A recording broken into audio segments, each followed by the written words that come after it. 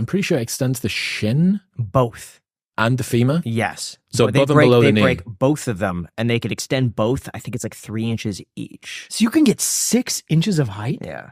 It's pretty substantial. Now, I don't want to say I looked into this, but I was very curious, and I went down the rabbit hole of exactly like how much it costs. Like I wouldn't do it. How much but is I'm just hundreds of thousands of dollars, depending on what you want to do.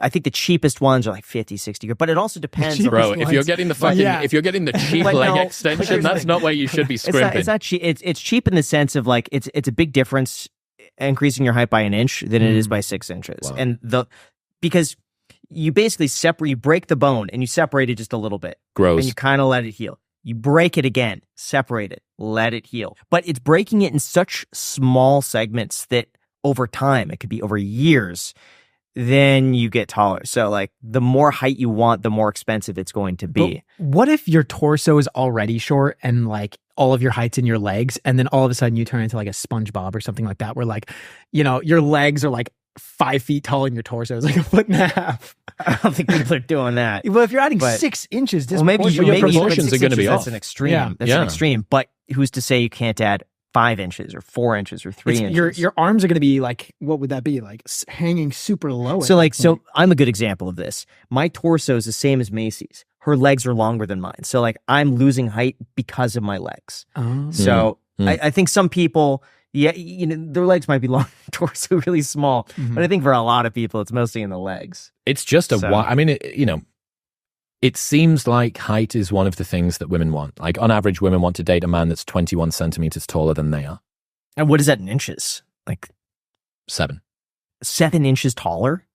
No. Holy What's mackerel, 21 that can't be right. What's 21 centimeters in inches? No, that actually sounds about right. 8.26. What? Yeah. On average. Men want to date a woman that's on average 16 centimeters shorter than they are, which would be like 4.5, I think. Now again, odd, yeah. like this is it's a little while since that date has come out, so Sure. it may have updated a little bit. Okay. But like the bottom line is that guys understand. Like, what is it? I think out of every presidential election, only one of them hasn't been won by the taller candidate. Interesting. Almost like some insane disproportionate number of CEOs and millionaires are over 6 foot. I've heard about that. That can't be a coincidence.